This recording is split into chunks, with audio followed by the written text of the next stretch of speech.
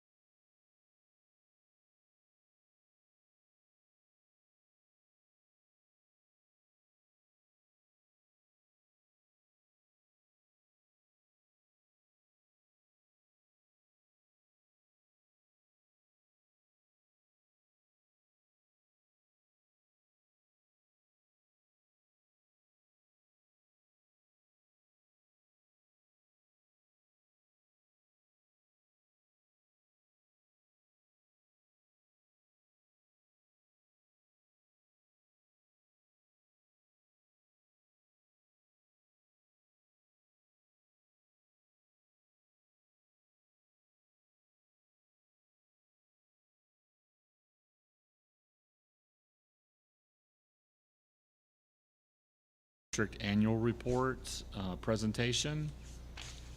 Mr. Sandoval on item B will be updating us on the new central office update.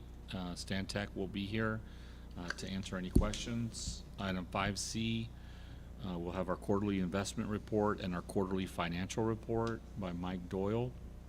Item 6, approval of consent agenda items, the approval of the minutes for the regular scheduled board meeting on January 16, 2024, and special board meeting on February 5th, 2024, right? So February that's a 8th. correction? Today, February 5th. February 5th, 2024. Item 6B, consider approval of campus improvement plans. We should have updated the one-pagers for y'all. We'll have those one-page Okay. campus improvement plans. Item 6C, consider approval of budget amendments. We don't have any currently, so that should go quickly. Is that bringing back the principles that were going to present to us in January that we had to move? No, it's just the individual one-page summaries. Do we that need to bring them back? No, it's just it's a summary sheet of what Okay. they're working on that, well, since Okay. half the year is already over with, that they've been working on, yeah. Item 7A, consideration and possible action on proposed design, proposed opinion of portable cost budget, timeline for the addition of a learning and community center and boardroom expansion to the administration building. Mr. Sandoval will have an update on that and our recommendation for that item. Item 7B, 1, procurement, consideration to award CSPJN 2023-05 regarding school district's request for competitive sealed proposal for the SMCISD 2023 bond project, providing for San Marcos site package to Structure Tone Southwest LLC. And then item 8, closed session is authorized by sections 551.071, 551.074, 551.076, and we probably will add some other 551s as soon as I finish. Item A, deliberation regarding safety, security, including safety personnel systems, intruder audit reports, infrastructure and/or devices. We also have to have an update on my evaluation, and then we have to have an update on UIL attorney-client privilege in closed session. Mr. Sandoval. Items for action under finance procurement, that includes also the approval, and we'll add it, for the superintendent to negotiate and to approve a contract structure.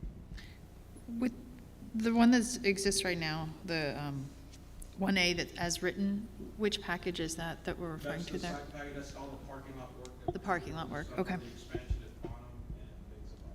Thank you. Okay. And the security personnel is in closed session, and so just like we did in the fall, we will have someone else to discuss that.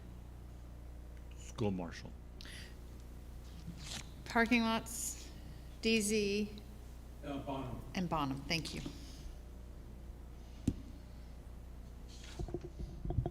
And then Coach Walsh will provide an update. We'll have Juan Cruz in there, an update about a year out from UIL, but it needs to be just an update for all of y'all so you know where we're at.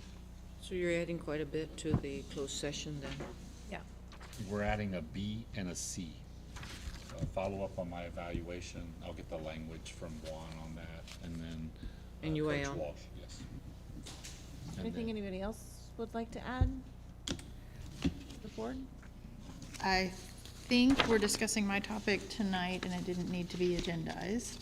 Was that correct? I texted you guys about that. The process of the Yeah. budget, yes, it's, No,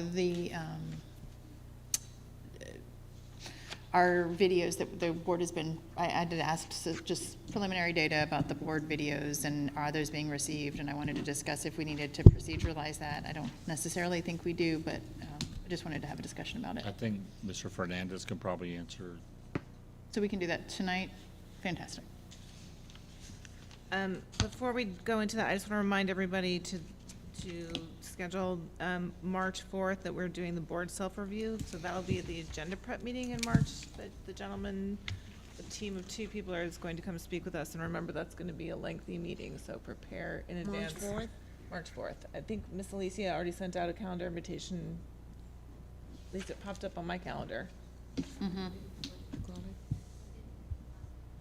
Okay, the TASB board self-evaluation? Right. So we'll start with agenda prep, we'll try to get through that as quickly as possible, and then we'll do the self-evaluation, and that way staff doesn't have to stay while we're doing that. Sounds good. Okay, that's it. And I think that's it. I think we can just go ahead and talk about the videos then before we go into the workshop. Yeah, I think we've done 3 videos. I think Mr. Fernandez will have some information. You want to send it to them, Andrew? Yeah, I can read it off to you. right Go now. ahead and go ahead and read it. So, let's see. So this is the November board meeting. We sent it out. We put it on our website. We sent it out via text, email, and then on our social media, on YouTube. So November got 12,151 views. December, same thing. We sent it out, same platforms. 10,266 views. And then January, 7,561 views. You're decreasing. Yeah. That's usually what happens.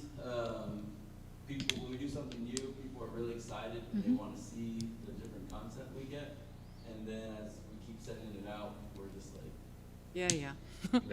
Yeah. I heard it. But it's still 7,000 views. yeah, That's a lot. Yeah. we have It is indeed. That's a lot more than I thought it was gonna be. I agree. And we're archiving them. Yes, so they're all archived on our website. Mr. Shanks, I believe, is volunteering to do this month's. No. Yes, he I is. have a question. So can you determine whether somebody actually watched the whole thing or whether they just Click on it. click on it and then close it? Yeah, so we're able to see, so let's see, for January, you're not able to see like when they actually stop watching Okay. it. So for example, I can only see how many of them watched the whole video. Yeah, Right, so January, we had 7,561 views, so 395 finished the video. okay. 395 people, just 300? Correct, oh, that's 7,000. 395 watched the complete video. The whole video. And they're not that long. Okay. Yeah, the So- attention span of people, About what 3 we've learned. minutes. Okay, let's talk about attention spans. No, it's- I thought it has to do with your years. This is a marketing analysis. Okay. That the attention span of people nowadays are like 8 to 15 seconds. So it's. Oh my it's goodness. drastically, the last few conferences I've gone to, it's slowly decreased. Like 4 or 5 years ago, it used to be a minute, and now it's all the way down to 8 to 15 seconds. That's a. So you can't get it all out in 8 to 15 seconds. So You're on at a, December, 423 finished the video. So yeah, the attention span is. you think? It is a lot. It's, For a town this it's size? certainly more than I That's why expected. TikTok's such a popular app, right? You scroll, sometimes you don't even finish that video, but that's the, I can type. That's it all less up. than my 4-year-old Sure. grandson. Oh, Yeah, thank you I was so much. mostly curious about like just a baseline where we're at. I think that there's a lot of value in this, and one of the other things I would ask is if we can use it in more ways than we already are. One of, a person who no longer has a kid in the district said, how do I know, but lives in town, how do I know what's going on in SMCISD? And I think this is a great thing that we're already making, that how do we get it out, that I think we should think about. How do we get it out beyond just people who work for the district, people who have kids in the district, but people who live in San Marcos? And it's a challenge, right? Because they're not going to sign up for our Remind apps and all of those things. So I think that's something that if we're doing this, we can use it in a lot of different ways, and I hope we will continue to. And I also think that there's inherent value in this because I think it demonstrates the kind of leadership that we're asking from the administration in so much as open communication, transparency, proactive communication. I think it demonstrates the board doing that. And so I would like to see us continue to do this. Doesn't mean that I think, so I don't know if we should put this in our operating procedures. I'm leery of adding things in that proceduralized way because I don't know what's appropriate in that document, but I think it should be something that we have as an expectation and that if we see value in it, and I certainly do. I think the committee or the department is doing a great job putting it together. They're gonna have y'all with some tools and toys next time so that we get the attention span of these people longer. So who's left is Brian, Mr. Margie, Shanks, Ms. Villalpando, myself, and Ms. Sandra. Cantu, and Ms. Lopez, so Don't everybody? give us your preference on So- themes. Think about it and let me know who would like to go next. But I definitely agree. I mean, I agree. I think we should at least give it, a year or so and see how it works before we decide, before we would either put it into the operating procedures or You're right. try something else. That's Yeah. Yeah, I don't want to jump into proceduralizing it, but I do think it sets a nice standard. I know there's a very professional, a feel to it that I think is very professional. The administration has executed it wonderfully. I don't like seeing myself on video. I mean, right, like, I hate it, but it took me about an hour to write the script, and then Anne and Ms. Justice to spar it down a little bit, because I was a little wordy and things like that, but it's not a huge ask, time commitment-wise, and I think it presents us in a nice light. I think it's also useful. I've told people to look at it, right? People who had questions for me, they were like, and I've had people come up to me and say, oh, I didn't know about this, because they watched it, right? I didn't know about the electric buses until I watched the video. Well, great. That's a positive thing, We enjoy it too. I mean, That's good to hear. it lets us interact with you all Mhm. On a different basis as well, and it gives you an insight to how much goes into a video. I Mhm. think there's a lot of misconception with video. It's like, hey, come record me and then put it on the YouTube and boom, we're done. I mean, there's a lot. A lot that goes into it. Retakes, so Absolutely. We enjoy it. About how many hours does it take for you to work with a board member to do that? Each board member has been different, and they all have their strengths. So it's been different. That was fantastic. Each person, but it's been a pleasure. So, I would expect nothing else from you but PR kind of language. Next time we'll ask you to list out our strengths and our weaknesses, okay? We'll be very. no, I didn't say we. Uh-huh. I just said difference. We're gonna do a SWOT analysis. yes. We're gonna do a SWOT analysis. We'll have a critique. Yeah, no, Ms. Vega's been instrumental She's great. in this, and so she makes it look a lot easier than it actually is. But I would say about, we allocate maybe 2 or 3 hours, Mhm. so it's doable. Okay. It's not infringing on all your other responsibilities. We always make it work. Everyone here, right? No matter what, whatever's thrown our way, we're gonna make sure it gets that. Very well said. Well, y'all have executed this very well, so thank you. All right, Moving on. That's all. Thank you. all right, now, Now we're ready. Budget workshop, Now we're ready please. for the budget workshop.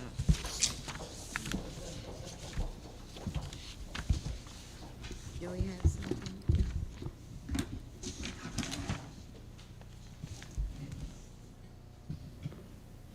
Ms. Kane, if you have questions, feel free to just unmute yourself and. Yeah. Is it up? Oh, it's over there. Okay. Good evening, trustees, Madam President, Dr. Cardona. My name is Denise Garcia, Chief Financial Officer. And tonight we're going to start with our second budget presentation. It's on personnel and a little bit over some budget numbers. So first of all, we're going to start off with a slide. I believe we introduced this last time, where our goal is to try to get our budget to 5 million or below by 2025. We want to make sure that we are budgeting correctly, making sure that we're good stewards of the money, and make sure that moving forward we have the monies for the next years to come. So by going to about a $5 million deficit, or just I'm sorry, I lost my train of thought, balanced budget is where we want to be at. The next slide, we're looking at some revenue projections. This is actual student count as of the end of January. Our enrollment was 8296. Our projections moving to 24-25 is 8340. So it's not a huge increase, but about 40 students with what we're projecting right now. ADA is kind of the same thing. It's not a huge jump. And so our projected revenue for 24-25 is about $83 to $85 million.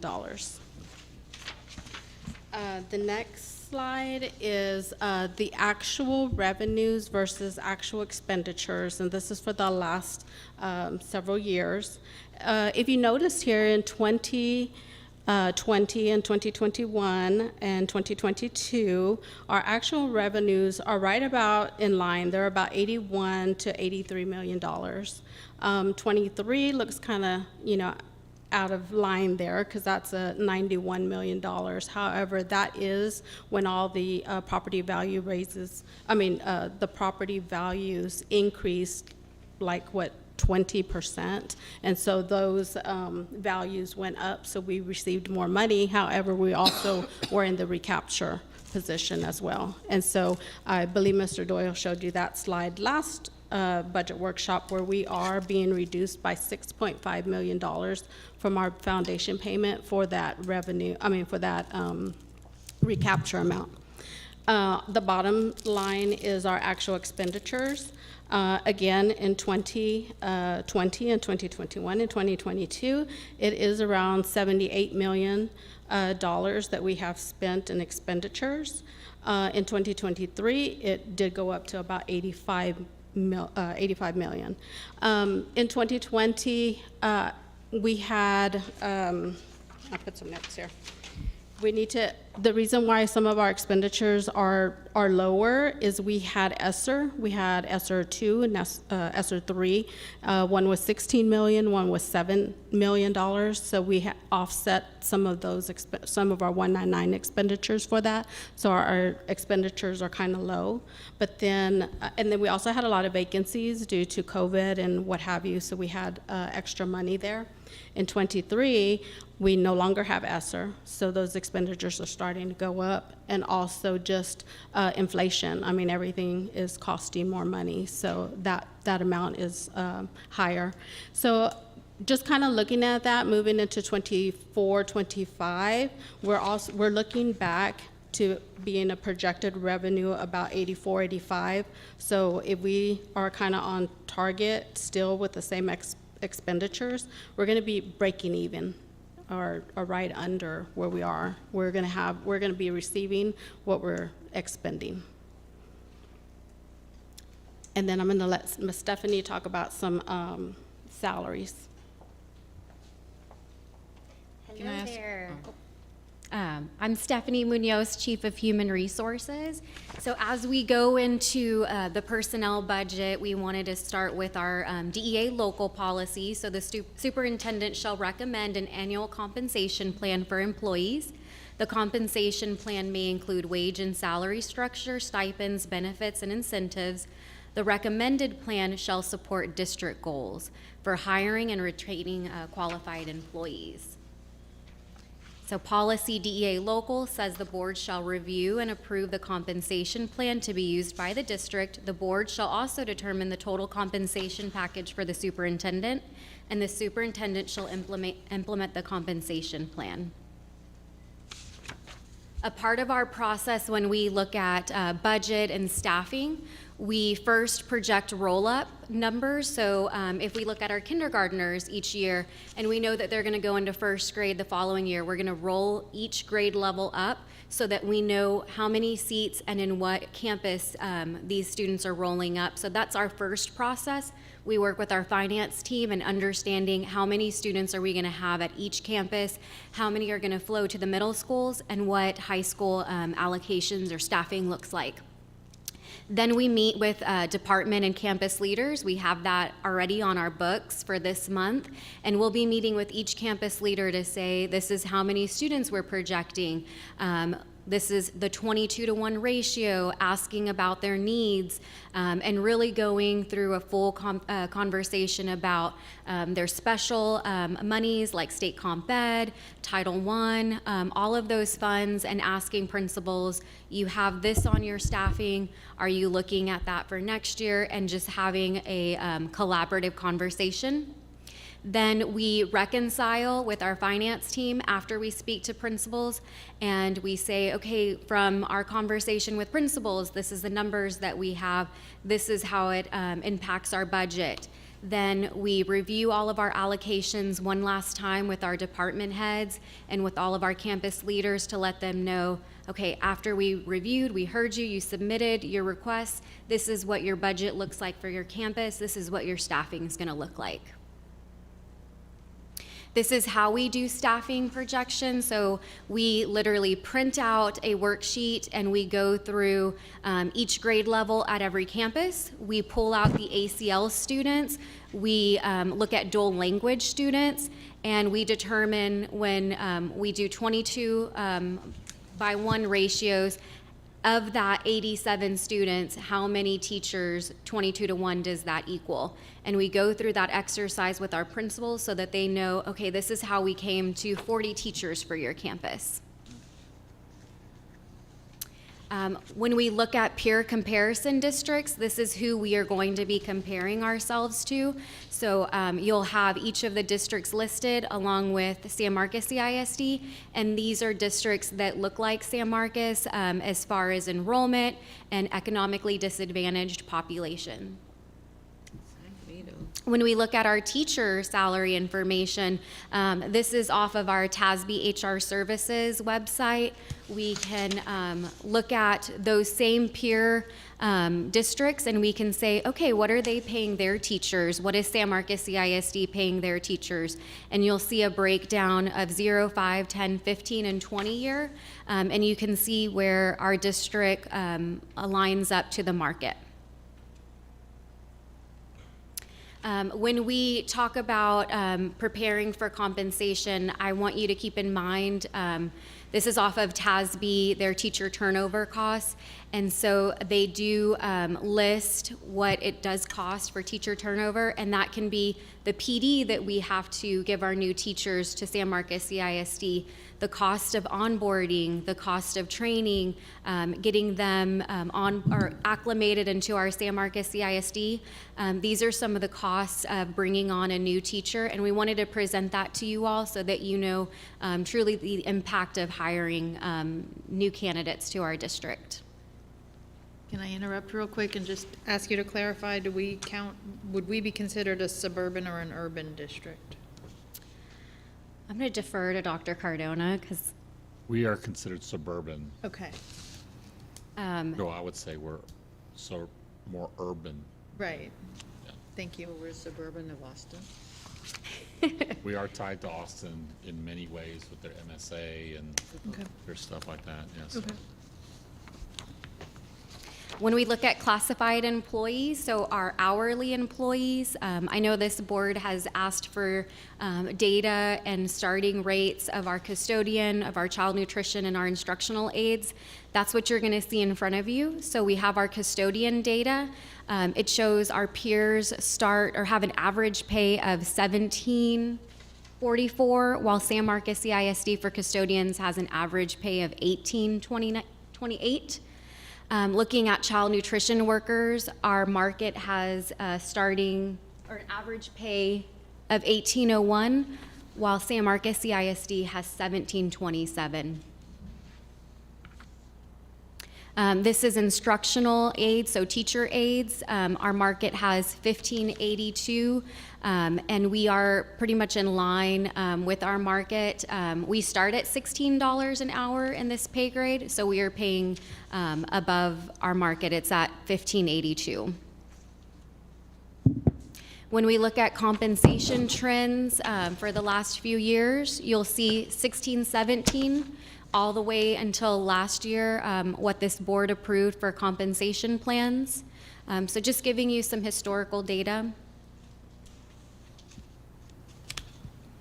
As we talk about compensation options for the future, there is the following 4 different options. So no change. We will present our 0 plan. So if we were to keep salaries exactly the same, what that would roll over to. There's the option of a general pay increase. So if the board says we want to do 1% on the midpoint, then that's a general pay increase. Then we would, whatever percentages that you all elect for, then that would be considered general pay increase. We have a one-time mid-year supplemental payment. And so that would be, here's a one-time payment that you would decide to elect. And then we have a mid-year incentive. We've done this in the past where you do tie that to retention. If an employee stays for the whole year, then they get to keep that one-time incentive payment. Can you, Ms. Munoz, could you please clarify for me, when we did the longevity payment last year, was that a percentage that was added into the base rate, or is that a sort of stipend style payment that goes on top? So it's 25% of base pay for 5 years and forward. And it has a longevity step schedule next to our teacher step schedule. So it is a 25%. And then it goes On top up. of base? Yes, So ma'am. that does count toward retirement? Yes, ma'am. Thank you. And to be clear, we did that for faculty who stayed in our district for that period of time, not for teachers who moved. If we got a teacher who moved into our district who had worked in Texas for 10 years, but not in San Marcos, then they didn't. They wouldn't get it until after 5 years. So they have to Until after complete they were 5 years. in San Marcos for in 5 San years. Marcos. Mm-hmm. I have a question. When we went over the actual revenues versus the actual expenditures, in any of those years, were we able to put any into our savings? Was, So whatever the difference is between the revenue received and your expenditures is what we would put back into fund we have balance. put into our reserves? Right, That's right. what I was thinking, and I just wanted to be sure that we were doing that, and as it gets closer on 2023, it doesn't happen anymore. Right, right. And then also, we talked about, or we did approve for the central office back in, I think we started in 2020, but nothing happened. We didn't pay anything.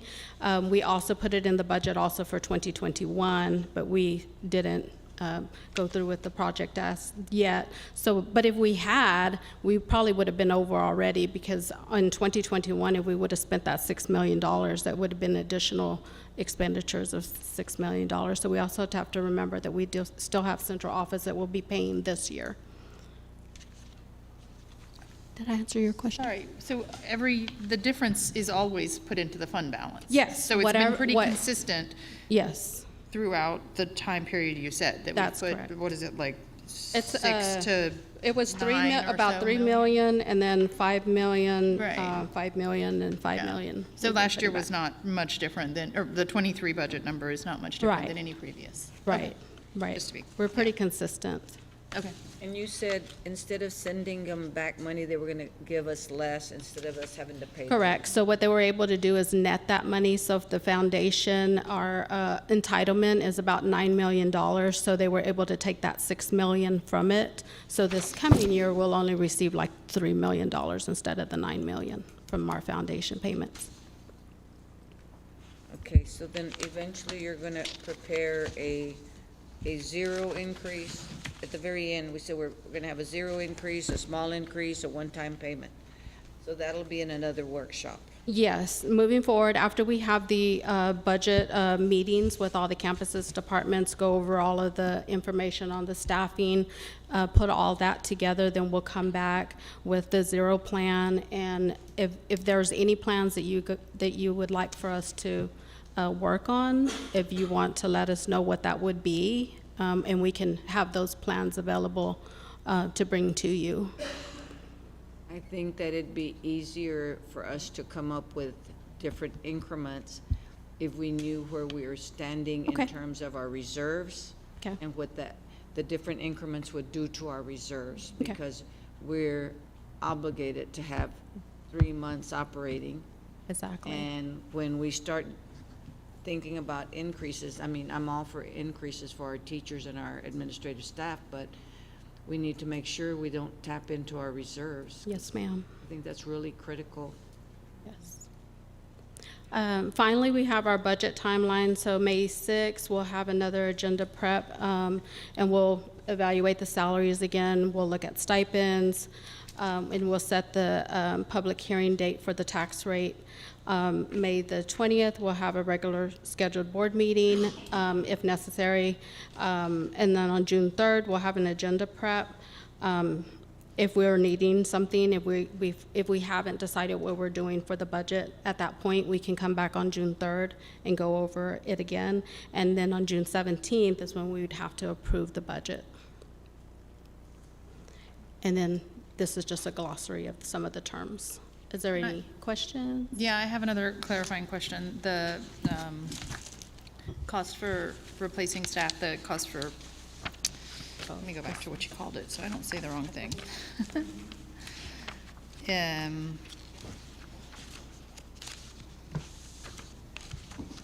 The equity loss figure, that's a specific figure for teachers, is that correct? Yes, ma'am. It was pulled from our TASB site as a reference for you all to see. Okay. Well, I will tell you that I think that teachers are where we need to focus our efforts. And I understand, certainly we need to, there's financial aspects of this. But I would like to see budget proposals that include, or a budget proposal that includes a raise for teachers to try to get them closer to our neighboring community so that we don't continue to lose teachers to our neighboring communities. And I specifically mean teachers. Thank you. Yes, ma'am. You do a survey to see what other districts are going to be offering in terms of pay raises, right? And you'll Yes, present that to us? we will be working with TASB for our maintenance survey, and so they'll be working with us to pull that data and give us some recommendations, much like we did last year, so we'll bring that data to you all. It is in May, just to be really open and honest with you, so we will bring, maybe some different informational items to consider, but then we'll also show you the data they give us as well. I think one of the things we talked about as cabinet is we have been pretty early in approving pay raises, which is a disadvantage because everybody waits for us. And then because the state changed the resignation deadline for teachers to later on in the year, Hayes and some of these other districts can come in, and once we've already approved, then they just supplant us, and then we lose people Makes to us- neighboring they try to make districts. us look So bad. as a board, we may have to have this discussion about how long. I know teachers want to know, but if we vote too soon, then we run the risk of being outbid. What's the Does that state make- deadline? The 45 days from the first day of instruction, so I believe last year it was July 4th week. Is there any way to know sort of historically, like how we fall in this? The other thing I would say is, can we ask our teachers if we delayed this, how that would impact them? I mean, I feel like if they don't, right? I mean, we're making some assumptions there, certainly, but we don't want to get played. So I feel like this is a point of conversation that we should be able to have with our staff to say, if we delay. I think presenting the Something to just data to consider. you all so that you can see where exactly we fall, and for you all to know how aggressive we need to be with our teacher compensation, and that's a decision that you all as a board, after us presenting everything, can make, because our neighbors have been aggressive. So I have some more questions, but I think Ms. Kane might have a question. I do. I just want to agree with Dr. Salmi on teacher pay is really important and being competitive. And if there's any way for us to get even just the best report you can put together in a short amount of time on what it cost us to lose the teachers that we did last year versus if we had put that money into paying teachers. Does that make sense what I'm asking for? Kind of how much money did we lose by losing teachers that we could have instead just turned into teacher raises? I Ms. think we can Kane, definitely wait until June. I'd feel comfortable doing that. We've done it in the past. I mean, it can be cutting it close, but What's the date on extending contracts? we will send contracts the beginning of May. I believe it was May 3rd last year. We'll bring it to you in April, and then teachers can sign their contracts the beginning of May, and they have 2 weeks to let us know if they're going to be returning. And then if they choose not to, then they do have 45 days from the first day of instruction to resign. So definitely communicating in June their compensation. That's, I think, what we've typically communicated out May and June. In the past, has it always been May? we've done it at different I- times. I We've done thought- it April, we've done it May, I we've thought done it June. we would get them as early as March, April. if We've I- tried, but there's been times when, because of the budget, because the state budget numbers coming through later, that we haven't Yeah, I'm approved it talking until about June. contracts. Oh, the contracts or I'm the talking pay? about teacher contracts. Oh, Miss, There was a change that occurred, interrupt, and it changed to 10 days. You have to notify of a non-renewal or a termination 10 days before the end of instruction for this school year.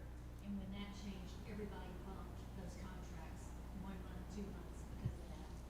Because they felt like doing it in March, if you non-renew somebody in March, what are you gonna get from that person April or May? Right. Yeah, And it's, so they it's, pushed it to May if you possibly could. I think that's a smart move. Because we want committed people yeah. in the classrooms.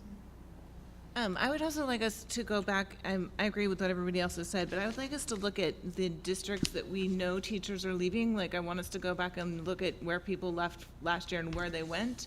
And I want that to be the peer group that we are comparing ourselves against, right? Like what Granville ISD is doing, I understand, but it doesn't seem to me like that, we're not gonna lose that many teachers. They're moving to Granville, that's something different, right? They're gonna move to Hayes, they're gonna move to Wimberley, they're gonna move to New Braunfels, they're gonna go to Austin, like, I wanna look at the places where people are going when they're not selling their house, right?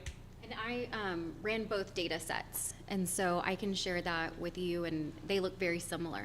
Okay. So I can, at our next meeting, give you that data too. Yeah, I think that's really the place for us to focus on. And the other thing, I just wanted to make sure that with the longevity pay increase, going back to that, am I correct to assume that if we do nothing regarding the longevity pay this year, then what we passed last year just stays in effect and it continues on, and new people can come into the 5-year, but we don't have to pass it again, it just stays in place? Correct. We would build the new teacher step schedules with the 0.25% built in, but we can bring those options. I would like to consider the option of adding, I think I would like a budget analysis of what it would be if this is harder to do. If we added teachers who have total TEA years in addition to years in SMCISD. So if teachers who have been in Hayes a long time want to come to San Marcos, what would that do for our financial numbers? And that may be tricky to figure out. Unless I suppose there's a way to look at the teachers we have currently who have long periods in TEA, and we can do it that way. Okay. Are you asking, instead of waiting the 5 years to go on longevity? That's right. Just their first year, they would get longevity pay as well? If they have it in TEA, so counting time TEA. teaching in Texas as opposed to time teaching in San Marcos for your longevity. TRS, I'm sorry. it's not TEA. I'm saying TEA, and what I'm hearing, my brain is saying TRS. So, sorry, my mouth wasn't listening. That's who accumulates your years. Yeah, so total years in TRS rather than total years in San Marcos. Public school or private school in Texas? I think it's whatever contributes to your retirement in TRS is what I'm looking for there. And I think one of the things when we've been to the workshop, when you look at the graphs, I think part of the strategy will be based on looking at that 10 to 15-year gap where we're lagging. And so that might be a way to really just look at those numbers and then adjust for teacher pay scale in general, because we are in that 10, 15-year when we're behind.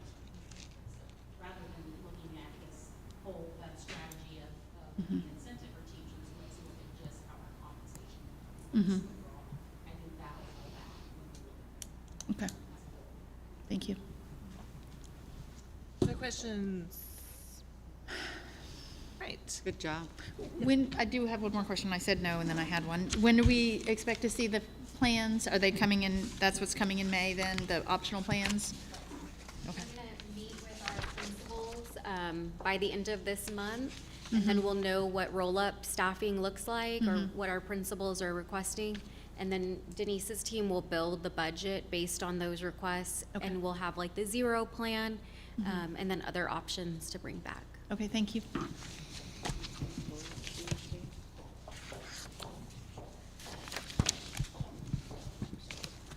Told me that. I like it.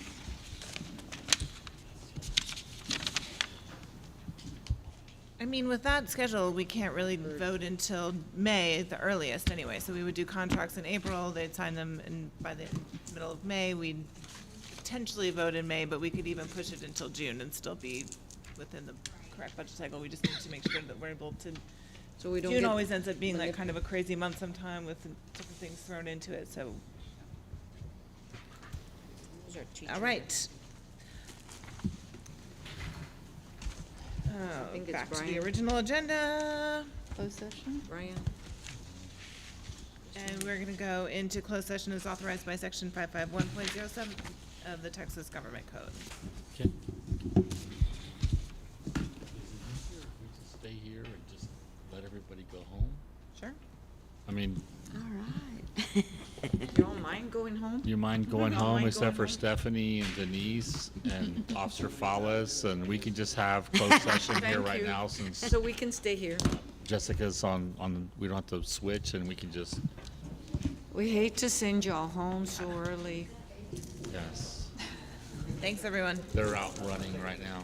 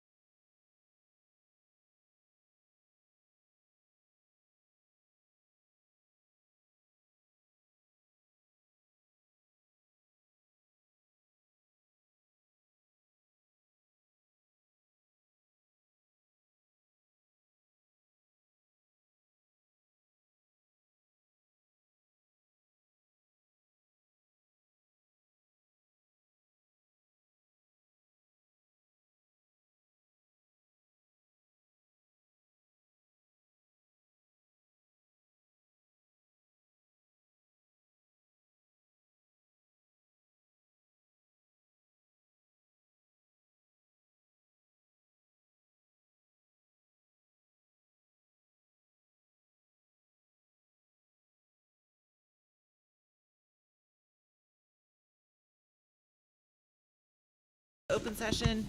Is there a motion to adjourn? I move that we adjourn the meeting. Second. Seconded by Ms. Cantu. All in favor, please raise your hand. All opposed? Thanks, everybody. I didn't raise my hand, but I'm over.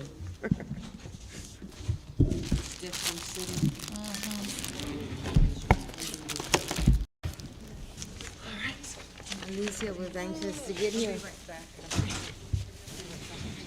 Okey-doke.